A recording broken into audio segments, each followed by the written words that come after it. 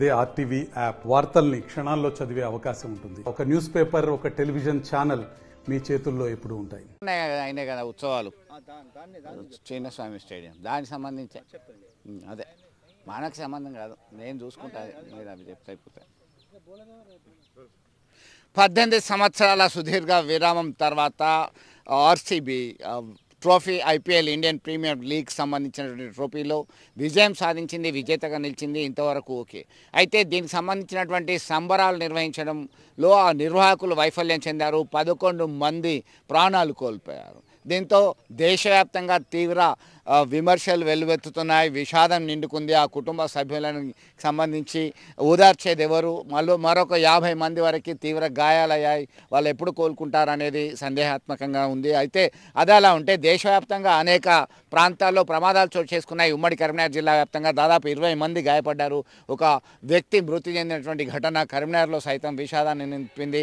Cricket అంటే దానికి మనం ప్రాణాలు ఇస్తాం, అభిమానిస్తాం, దానికి కొరికి అహర్నిశలు టైం కేటాయిస్తాం. అయితే ఎట్లా చూడొచ్చు, దీనికి సంబంధించి అభిమానం ఉండొచ్చు, కానీ నిర్వహణ వైఫల్యమా? బెంగళూరులో జరిగినటువంటి సంఘటనకు సంబంధించి మీరు ఎట్లా అనుకుంటారు?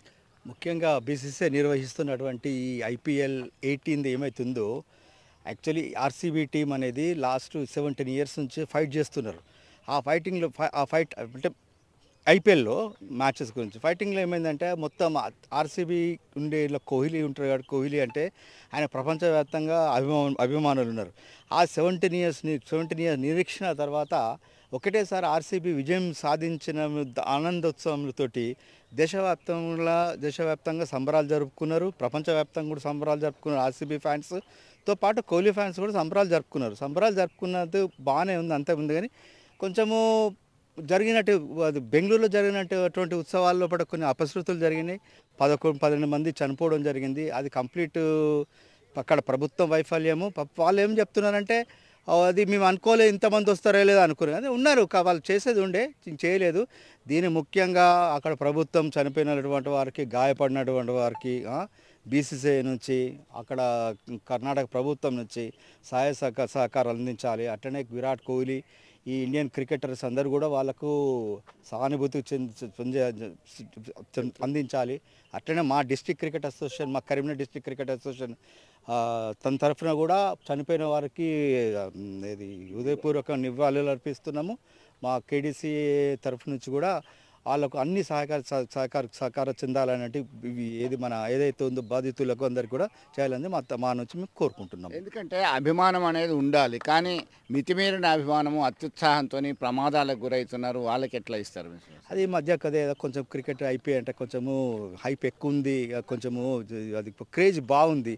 చిన్నపిల్లలతోని పెద్ద పిల్లలతో అవుతున్నారు. అయితే కరెక్టే, ఇది వాస్తవం. కానీ ఇటువంటివి కొంచెం ఇక ముందు నుంచి జరగకుండా కూడా ఎవరైనా కానీ ఎవరిదో వాళ్ళు చూసుకోవాలి, జరగకుండా వాళ్ళే చూసుకోవాలని మేము కోరుతున్నాం మా తరఫు నుంచి.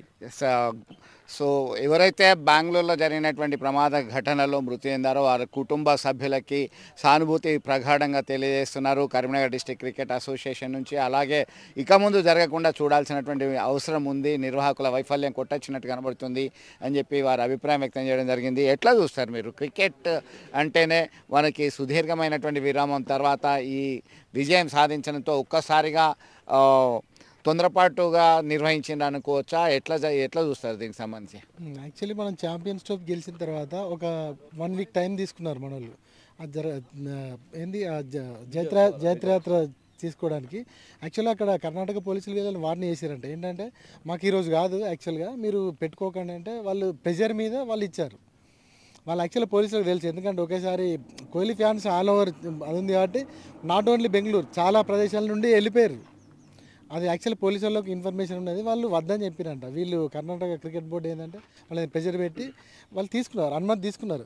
బట్ ఏమైందంటే, అక్కడ గ్రౌండ్లో ఏదైతే గేట్స్ ఉన్నాయో చాలామంది వచ్చేసరికి అక్కడ ఉన్న వాళ్ళు చేతులు ఎత్తేసారు. అక్కడ ఉన్న గ్రౌండ్ స్టాఫ్ కానీ పోలీసులు కానీ ఆ గేట్లను తోసుకుంటూ వెళ్ళేసరికి ఎవరైతే ముందు వరుసలో ఉన్నారో వాళ్ళందరూ కింద పడిపోవడం, వాళ్ళని తొక్కుంటూ వెళ్ళడం, చిన్నపిల్లలు, మహిళలు ఒక 11 మంది చనిపోవడం అనేది దురదృష్టకరమే. కానీ మన దగ్గర కూడా ప్రమాదాలు చోటు చేసుకున్నాయి, ఒకరు చనిపోయింది. ఇక్కడ కూడా పలు ప్రాంతాల్లో రోడ్ యాక్సిడెంట్స్ కూడా అయినాయి. ఇక్కడ పోలీసు వాళ్ళు, మేము యాక్చువల్గా గీత భవన్ చౌరస్తాకి వెళ్ళాము. అక్కడ వెళ్ళిన తర్వాత పోలీసు వాళ్ళు యాక్చువల్గా పోలీస్ కంట్రోల్ తప్పిరు జనాలు.